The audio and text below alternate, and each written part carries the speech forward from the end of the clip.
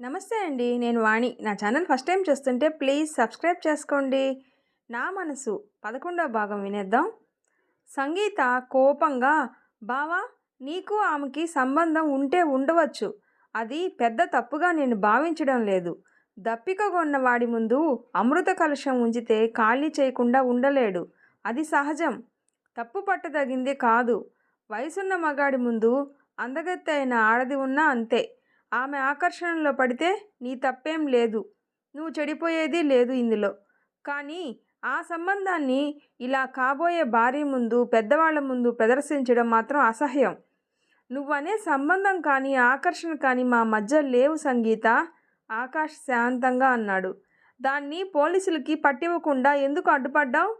మానవత్వం ఉన్నవాడు చేయవలసిన పని కనుక. ఆ మానవత్వం మాకు లేదా? అది నువ్వు విమర్శించుకోవాల్సిన సంగతి. మానవత్వం అంటే దొంగను రక్షించి ఇంట్లో ఉంచుకోవడమా? ఆమె దొంగ కాదు. దొంగ కాదని నీకెలా తెలుసు? హృదయం ఉన్నవాడికి తెలుస్తుంది. లేని దొంగతనం అంటగడితే చిగురాకులా ఆమె ఎలా కంపించిపోయిందో చూసిన ప్రతివాడికి తెలుస్తుంది. అదొక నాటకం, దొంగ ఏడుపు. ఆమె నాటకాలాడే మనిషి కాదు. పరిస్థితులు తరిమి కొట్టగా తలదాచుకున్న మనిషిలాగా కనిపిస్తుంది తప్ప, మన కళ్ళకి కనిపించేదంతా నిజమేనంటావా ఈ ప్రపంచంలో? నిజం కాకపోవచ్చు. అలాగని రంగుటద్దాలు తగిలించుకోకూడదు కళ్ళకి. అప్పుడు కనిపించేది మరీ అబద్ధం. నాగుపాము తోక మీద కొట్టిన కొద్దీ అది బుస కొట్టడం, కసి పెంచుకోవడం జరుగుతుంది. ఆకాష్ సమాధానాలు సంగీత మీద అలాగే పనిచేశాయి. అబ్బా, ఎంత మారిపోయావు బావా! సంగీత కసిగా పెదవి కొరుక్కుంది. నువ్వు నాకు కాకుండా పోవడం కంటే నువ్వు అలా పిచ్చివాడిలాగా మిగిలిపోయినా నేను సంతోషించేదాన్ని. కొంచెం రోజులు హాస్పిటల్లో ఉన్నానని తెలుసు కానీ అప్పుడేమైనా పిచ్చిగా ప్రవర్తించానా సంగీత? కనుబొమ్మలు ముడివేసి ఆశ్చర్యంగా అడిగాడు ఆకాష్. సంగీతకి ఆవేశంలో తను చేసిన తప్పు అప్పుడు తెలిసింది. సారీ బావా, ఏదో వాగాను, మర్చిపో. రేపు నేను ఊరికి వెళ్ళిపోతున్నాను. నీకు నేను కావాలి అంటే నాతో వచ్చి నాన్నతో చెప్పు, మన పెళ్ళికి ముహూర్తం పెట్టించమని. ఆ మాట అనేసి సంగీత మెరుపులా ఆ గదిలో నుంచి పారిపోయింది. ఆకాష్ చాలాసేపు అస్థిమితంగా గడిపాడు ఆ గదిలో. సరోజాను రక్షించినందుకు తల్లి కూడా ఇంచుమించు ఇదే భావం వ్యక్తపరిచి చివాట్లు పెట్టింది. ఏ విధమైన వ్యాఖ్యానం చేయనిది, ఏదో అద్భుతాన్ని తిలకిస్తున్న వానిలా ఉన్నది రావుగారు ఒక్కరే. ఆ సంఘటన తర్వాత పనిపాటల్లో లీనమైనప్పటికీ సరోజ ఆ ఇంటి నుండి వెళ్ళిపోవడానికే నిశ్చయించుకుంది. దొంగతనం బయటపడే వరకు, పోయిన వస్తువులు చిక్కే వరకు తను ఎలాగూ వెళ్ళిపోలేదు కనుక ఉండక తప్పదు. తను నిర్దోషి అని తేలాక ఒక్క క్షణం కూడా ఇక్కడ ఉండదు. ఊపిరి బిగబట్టుకొని ఉన్నట్టుగా ఉంది సరోజ. కార్తీక మాసపు ఎండ మధ్యాహ్న సమయంలో ఆహ్లాదంగా ఉంది. చెట్ల కొమ్మల్లో 2 మగ పిచ్చుకలు కలబడి కింద మీద పడుతున్నాయి. మిగతా పిచ్చుకలు వాటి వెంటబడి కోలాహలంగా అరుస్తూ ఉన్నాయి. అది ఆటో, నిజంగా పోట్లాటో తెలియడం లేదు. ఏం చేస్తున్నావు ఇక్కడ? కొబ్బరి చెట్టు నీడలో కూర్చొని నేల మీద ఏవో పిచ్చి గీతలు గీస్తున్న సరోజ రాహుల్ ఆగమనంతో గతుక్కుమంది. పొడుగ్గా ఆమె సమీపంగా వచ్చి నిలబడ్డాడు. ప్యాంటు జోబుల్లో చేతులు దూర్చి కుతూహలంగా ఆమెనే చూస్తున్నాడు. విశాలమైన నేత్రాలు ఏడవడం వలనేమో చిన్నగా అయిపోయి అదొక ఆకర్షణగా కనిపిస్తున్నాయి ఆ ముఖానికి. రాత్రి నీ ఏడుపు అది చూసి నాకు చాలా జాలేసింది. ఎవ్వరేమనుకున్నా నేను నిన్ను రక్షించేదాం అనుకున్నాను. ఆ విధంగానైనా నీ అనుగ్రహానికి పాత్రుణ్ణి కావాలి అని ఆశపడ్డాను. కానీ ఆకాష్ ఆ ఛాన్స్ నాకంటే ముందుగా కొట్టేసి నన్ను దురదృష్టవంతుణ్ణి చేశాడు. ఒక పెద్ద నిట్టూర్పు విడిచాడు. సరోజ కళ్ళెత్తి చూసి తిరిగి తల వంచుకుంది. నువ్విక ఇక్కడ ఉండలేవనుకుంటాను. నీ భవిష్యత్తు కార్యక్రమం ఏమిటి? మాట్లాడదలుచుకోలేదా? బురదలో రాయి వేస్తే అది ముఖమంతా చిమ్ముతుంది. పన్నీర్లో వేస్తే పన్నీరే చిమ్ముతుంది ఒళ్ళంతా. మీరు పన్నీర్ లాంటి వారు కాదు. బురదగొంట మీ మనసు అసహనంగా అంది. నువ్విక ఇక్కడ ఉండలేవనుకుంటాను అన్నాడు. మన నిజాయితీ విశ్వసించిన చోట ఉండటం ఎవరికైనా దుర్భరమే కదా. నిన్ను నేను విశ్వసిస్తాను. నిప్పులాంటి మనిషివి. నాకెలాగూ ఢిల్లీలో మెస్సు భోజనం విసిగేసింది. ఆ తిండి ఈ తిండి తిని నా ఆరోగ్యం కూడా చెడిపోతుంది. వస్తే నాతో తీసుకుపోతాను. నిన్ను పొందే అదృష్టం లేకపోయినా నీ చేతి భోజనం తినే అవకాశం అనుగ్రహించు. మబ్బులు ముసిరిన ఆకాశంలో మెరుపు మెరిసినట్టుగా చిరునవ్వు నవ్వింది సరోజ. ఏమిస్తారు నాకు? రాహుల్ ముగ్ధుడైపోయి ఏం కావాలి అని అడిగాడు. మీరు చెప్పండి ముందు. నువ్వు అడిగినంత డబ్బు. నాకు డబ్బు అక్కర్లేదు. మరేమిటి? రాహుల్ కనుబొమ్మలు ముడిపడ్డాయి. ఒక్క తాళి కట్టిన భార్య తప్ప ప్రతి స్త్రీలోనూ మీరు తల్లిని చూడటం నేర్చుకుంటే నేను తప్పకుండా ఢిల్లీ వచ్చి మీకు వంట చేసి పెడతాను. తల్లిలా మీ ఆరోగ్యాన్ని చూస్తాను.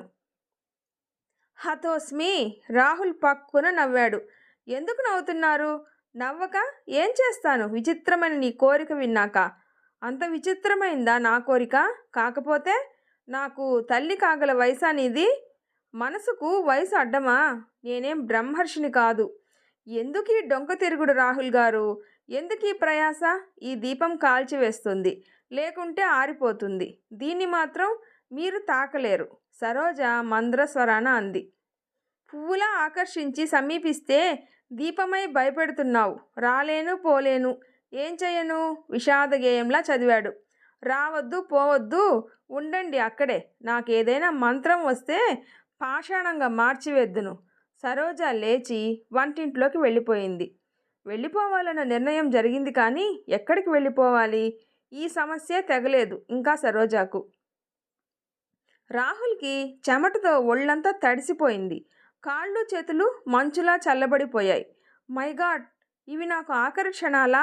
అతడి గుండె ఒక్క క్షణం కొట్టుకోవడం ఆగింది. నగరంలో కలరా తీవ్రంగా ఉంది. నిన్న ఏదో హోటల్లో ఒక పార్టీకి వెళ్ళొచ్చాడు. రాహుల్ 3 సార్లు బాత్రూంకి వెళ్ళి వచ్చి 4వసారి వెళ్ళబోతూ బాత్రూంలో బళ్ళున వాంతి చేసుకున్నాడు. అతడి పరిస్థితి గమనిస్తూనే కలవరపడిపోయింది వసుంధర. ఇదేమిట్రా బాబు, డాక్టర్కి కబురు చేయమన్నా? వద్దత్తా, హాస్పిటల్కి వెళ్తాను. కొంచెం డ్రైవర్ని కేకై క్షీణస్వరాన అన్నాడు. ఇంట్లో ఈ గోల వింటూనే నౌకర్లు కానీ డ్రైవర్ కానీ ఎక్కడా కనిపించలేదు. వాళ్ళెప్పుడో ముఖాలు తప్పించేశారు. ఆకాష్ డ్రైవింగ్ సీట్లో కూర్చున్నాడు. రాహుల్తో వెళ్ళడానికి సరోజ ముందుకు వచ్చింది. నువ్వెందుకులే అని మాట వరుసకు అన్నా వసుంధర కాళ్ళు ముందుకు నడవడం లేదు. అక్కడేమైనా జరిగితే తను తట్టుకోలేదు. కారులో రాహుల్ తల తొడ మీద పెట్టుకొని కూర్చుంది సరోజ. కారు హాస్పిటల్ ముందు ఆగింది. అతడి భుజం పట్టుకొని నడిపించసాగింది సరోజ. డాక్టర్తో మాట్లాడటానికి ముందు పరిగెత్తాడు ఆకాష్. రాహుల్ పరిస్థితి ప్రమాదకరంగానే కనిపించింది. అతడి కళ్ళు నీరసంతో మూతలు పడిపోయాయి. 2 రోజులు గడిచిపోయాయి. రాహుల్కి ప్రాణగండం గడిచిపోయింది. అతడిని ఉదయం ఇంటికి తీసుకొని వచ్చారు. అతడు విశ్రాంతిగా బెడ్ మీద పడుకున్నాడు. పాల గ్లాసుతో లోపలికి వచ్చింది సరోజ. కొంచెం ఇలా లేచి కూర్చోండి రాహుల్ గారు. సరోజ అతడి రెక్క పట్టుకు లేపి దిండ్లు సరిచేసి కూర్చోబెట్టింది. రాహుల్ కొద్ది కొద్దిగా పాలు తాగుతూ మౌనంగా నిలబడిన సరోజ ముఖంలోకి తదేకంగా చూడసాగాడు. హఠాత్తుగా సరోజా అన్నాడు. మొదటి నుండి కూడా నిన్ను నేను ఎన్నో అవమానాలు చేస్తూ వచ్చాను. నీ సౌందర్యం దోచుకోవడానికి కూడా సిద్ధపడ్డాను. కానీ ఆ రాత్రి వేళ మృత్యుభయంతో బిగుసుకుపోయి పడున్నప్పుడు నా నుదిటి మీద నీ చల్లని చెయ్యి వేసి నాకు తోడుగా కూర్చున్నావు. తోడబుట్టిన చెల్లెలు బిగుసుకుపోయి దూరంగా నిలబడిపోయింది. మేనత్త ఈ గోల ఏమిట్రా బాబు అనుకొని హాస్పిటల్కి పంపేసింది. నౌకర్లు ప్రాణభయంతో పారిపోయారు. నువ్వు మాత్రం నా తల దగ్గర రాత్రంతా కూర్చుండిపోయావు. నా తప్పులన్నీ నువ్వు ఎలా క్షమించగలిగావో ఆశ్చర్యంగా ఉంది. మనిషి తప్పు చేస్తే దేవతలు కూడా క్షమించరే, నువ్వెలా క్షమించగలిగావు సరోజా? అపకారికి ఉపకారము సుమతి పద్యం మీరు వినలేదా? మంచివాడికి మిత్రుడికి మంచి చేయడంలో గొప్ప ఏం లేదు. దుష్టుడికి శత్రువుకి కూడా మంచి కోరడంలోనే మనిషి అవుతాడు. పాముకి పాలు పోస్తే పాలు కక్కదు అన్న లోక సత్యం నీకు తెలీదా? తెలుసు. తెలిసి నువ్వింత సాహసం ఎలా చేయగలిగావు? నేను చేస్తున్న దానికి ప్రతిఫలంగా మీరు ఉపకారం చేస్తారో అపకారమే చేస్తారో అని ఆలోచించే వ్యవధి ఎక్కడా? మృత్యుముఖంలో మిమ్మల్ని ఒంటరిగా వదిలేసి ఊరుకోలేకపోయాను. మృత్యువు గాఢంగా నిట్టూర్పు వదిలాడు రాహుల్. మరణం ప్రతి జీవికి తప్పదు. ఎప్పుడో ఏ క్షణమో అది వచ్చి నిలబడితే ఎంత భయం! మృత్యుముఖంలో తను చేసిన దుష్కృత్యాలన్నీ కళ్ళెదుట నిలబడుతుంటే మృత్యువు కంటే ఇవే మనిషిని ఎక్కువగా భయపెడతాయేమో. ఇక చచ్చిపోవడం ఖాయము అనుకున్నాను. క్షమార్పణ కోరుదామనుకున్నాను. కానీ నా పెదవులు కదలిక మానేశాయి అప్పటికే. ఇప్పుడు ఇక క్షమాపణ కోరే అవసరం కనిపించడం లేదు. ఎందుకు? ఆశ్చర్యంగా చూసింది సరోజ. నేను అడగకముందే నన్ను క్షమించేశావు కాబట్టే నీ సేవ పొందగలిగాను. సరోజ జవాబు ఇవ్వకుండా గ్లాస్ తీసుకొని వెళ్ళిపోయింది, అతడి గుండెల దాకా దుప్పటిలాగి. సంగీత ఊరికి వెళ్ళిపోవడానికి సూట్ కేస్ సర్దుకుంటూ ఉంది. రాహుల్ కూడా ఈరోజే వెళ్ళిపోతున్నాడు. అతడు ఇంకో వారం రోజుల్లో ఢిల్లీ వెళ్ళిపోవాలి. ఈలోగా చూడవలసిన స్నేహితుల్ని చూడాలి. అతడు ప్రస్తుతం గుంటూరులో ఒక స్నేహితుడిని చూడటానికి వెళ్తున్నాడు. సంగీత సర్దుకోవడం పూర్తి చేసి ఆకాష్ గదిలోకి వచ్చింది. అతడు ఈజీ చైర్లో వాలి ఏదో పుస్తకాన్ని చదువుతూ ఉన్నాడు. సంగీత చురుగ్గా గది పరికించి చూసింది. అతడి వస్తువులన్నీ ఉండవలసిన చోటే ఉన్నాయి. అతడి కేసి విసురుగా తల తిప్పింది. నువ్వు నాతో రావా? రావడం లేదు, ఆకాష్ ముక్తసరిగా జవాబిచ్చాడు. ఎందుకు? బుసకొట్టినట్టుగా అసహనంగా అడిగింది. ఆకాష్ పుస్తకం మూస్తూ, నువ్వు ఆవేశపడకుండా శాంతంగా వింటాను అంటే చెప్తాను అన్నాడు. సంగీత బర్రున కుర్చీ లాక్కొని అతడికి అభిముఖంగా కూర్చుంది. చెప్పు. ఆమె గొంతులో కళ్ళల్లో తీవ్రత తొంగి చూస్తూ ఉంది. మీ నాన్నగారు ఒక పెద్ద లీడరు. రాజకీయాల్లో ఆయనకు తిరుగులేదు. లక్ష్మీకరుణ కూడా ఆయనకు తక్కువ లేదు. తల్లి లేని పిల్లలని ఆయన నిన్ను మీ అన్నయ్యను కళ్ళల్లో పెట్టుకుని పెంచాడు. కష్టమంటే ఏమిటో, రాజీ పడటం అంటే ఏమిటో తెలియకుండా కోరిందల్లా అమర్చాడు. ఏ చిన్న అన్యాయాన్ని కూడా సహించని తత్వం ఏర్పడింది నీకు. ఇక పెళ్లి విషయంలో జీవితాంతం పెనవేసుకోవాల్సిన బంధం ఇది. ఈ విషయంలో నువ్వు ఎలా రాజీ పడగలుగుతున్నావో నాకు అర్థం కావడం లేదు. ఇదే నాకు చాలా ఆశ్చర్యంగా ఉంది. సంగీత తెల్లపోయినట్టుగా చూసింది. రాజీ పడుతున్నానా? కాదా మరి? ఆకాష్ ముఖంలో ఉద్రిక్తత తొంగి చూసింది. నాకు మా వంట మనిషితో సంబంధం ఉంది. అలా తక్కువ రకం మనుషులతో సంబంధం పెట్టుకునే కుసంస్కారిని. ఈరోజు ఈ సరోజ అనే ఏముంది? ఏ అప్పలమ్మతోనైనా జీవితాంతం రాజీ పడుతూ ఉండగలవా? ఇంకేం మాట్లాడకు అరిచినట్టుగా అంది. దొరికిందే చాలు అనుకునే తత్వం కాదు నాది. ఎటువంటిదైనా స్వీకరించే లేకి మనిషిని అసలే కాదు. తలక్రిందులైనట్టుగా చూశాడు ఆకాష్. మరి నువ్వు మొన్న అన్నదేమిటి? అదంతా ఆ వంటలక్క మీద కోపం తప్ప ఇంకేం కాదు. నువ్వు ఎటువంటి వాడివో నాకు తెలుసు. నీ మీద నాకు విశ్వాసం ఉంది. విశ్వాసం లేనిది ఆ అమాయకురాలి మీదేనా? అతడు చురుగ్గా ప్రశ్నించాడు. నీ కళ్ళకి అది అమాయకంగా కనిపిస్తుందా? అందమైన వాళ్ళు అమాయకంగా ఉంటారంటే నేను చస్తే నమ్మను. నాకు తెలిసినంత వరకు నీకు ఏ అపకారం చేసి ఉండదామె. నీకింత ద్వేషం కలగటానికి కారణం ఆమె అందమేనా? సంగీత పెంకిగా జవాబిచ్చింది. అవునేమో, ఆమె అందంగా ఉంటే అది నా తప్ప? ఇలా అందమైన వాళ్ళ కారణంగా నన్ను సాధిస్తూ కూర్చుంటే నీతో నేను వేగగలనా? పోదు. సంగీత చివ్వున లేచొచ్చి ఆకాష్ మెడ చుట్టూ చేతులు పెనవేసి నవ్వింది చిలిపిగా. ఎవరో అందంగా ఉంటే నిన్నెందుకు సతాయిస్తాను? దీపంలా దాని అందం ఈ ఇంట్లో వెలుగుతుంటే స్త్రీ సహజంగా ఈర్ష్యపడ్డానంతే. అంతేనా? ఇదంతా తేలిగ్గా వదిలేసే విషయంలాగా కనిపిస్తుందా నీకు? నేను ఊరుకున్నా నువ్వెందుకు సాగదీయడం? చిరాకు ప్రదర్శించింది. ఆ కాస్త 3 ముళ్ళు వేయించుకొని ఈ ఇంటికి కోడల్నై రానివ్వు. ఆవిడ్ని పనిలో నుంచి తీసివేస్తాను. అప్పుడు పేచీయే లేదు కదా. అయితే నా కళ్ళకు అందమైన వాళ్ళెవ్వరు కనిపించకుండా జాగ్రత్త పడతావన్నమాట. ఇంతసేపటికి నవ్వటానికి ప్రయత్నించాడు ఆకాష్. అందాలన్నీ నాలోనే నింపుకొని కనిపిస్తాగా. సంగీత హాయిగా నవ్వేస్తూ అతడి మెడ మీద కితకితలు పెట్టింది. నీ సూట్ కేస్ సర్దనా? తర్వాత వస్తాను. ఈ గొడవ తేలిపోని. ఆ వస్తువులు దొరకాలిగా. అక్కడికి ఇక్కడికి నాన్నగారు తిరగలేరు. వస్తువులు దొరుకుతాయని నీకింకా ఆశగా ఉందా? దొంగను దొరలా ఇంట్లో దాచుకొని దొంగిలింపబడిన వస్తువులు దొరకాలంటే దొరుకుతాయా? ఆకాష్ వాదించే ప్రయత్నం చేయలేదు. కానీ ఆ సాయంత్రమే సంగీత అంచనాలన్నీ తలక్రిందులు చేస్తూ సరోజ నిర్దోషిగా తేలిపోయింది. పోయిన వస్తువులన్నీ కృష్ణయ్య దగ్గర పట్టుబడ్డాయి.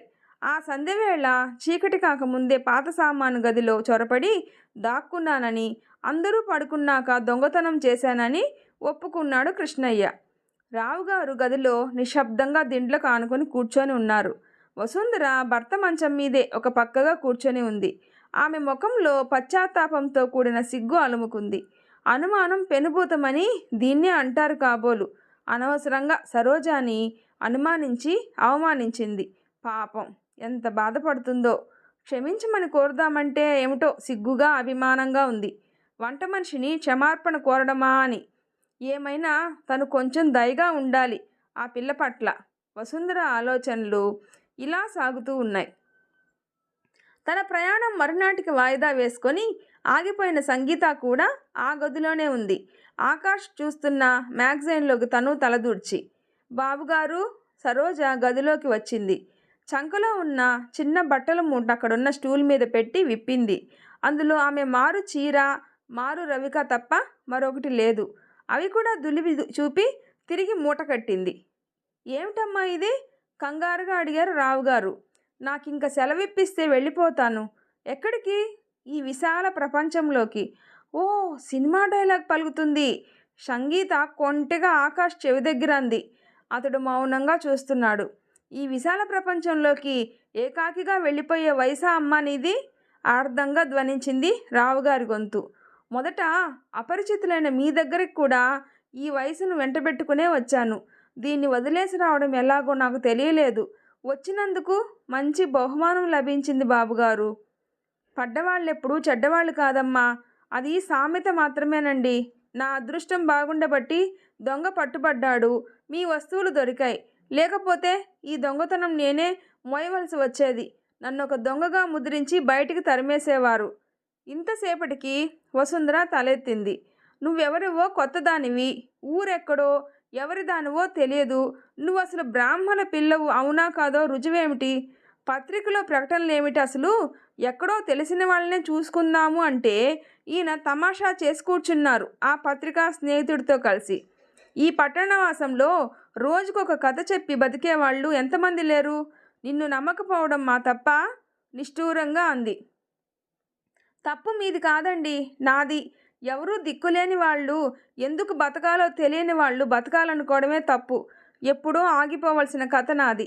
కానీ బలవంతంగా చచ్చిపోవడం పాపమని బ్రతకడం నా తప్పు. మీరు అనుకున్నట్టు కథలు చెప్పుకొని బతికే అవసరం లేదు నాకు. దేవుడిచ్చిన రెక్కలున్నాయి. ఇవి చాలవా 2 ముద్దలు సంపాదించి పెట్టడానికి? సరోజాలో ఈ పొగరే నచ్చదు వసుంధరాకి. పని పాటలు చేసుకుని బతకాల్సిన మనిషి కదా, ఇంత మిడిసిపాటెందుకో అనుకుంది. తల వంచి తిరిగితే ఆమె నెత్తిన కిరీటం కింద పడుతుందా? అణిగి మణిగి తిరిగితేనే కదా తమకి కాస్త దయగలిగేది. మాకు మనిషి దొరికేదాకా నువ్వు ఉండక తప్పదుగా. ఇంత హఠాత్తుగా నువ్వు వెళ్ళిపోతే మాకు కష్టం కదూ. మనిషి దొరికే వరకు ఉండు, అవతల నీ ఇష్టం. ఉండమంటే ఉంటాను, కానీ ఈలోగా దొంగను చేయకండి దయచేసి. సరోజ మూట తీసుకొని అవతలికి వెళ్ళిపోయింది. తర్వాత ఏం జరుగుతుందో నెక్స్ట్ పార్ట్లో తెలుసుకుందాం. నా వీడియో నచ్చితే ప్లీజ్ సబ్స్క్రైబ్ చేసుకోండి, ఒక లైక్ ఇవ్వండి, సపోర్ట్ చేయండి. Thanks for watching.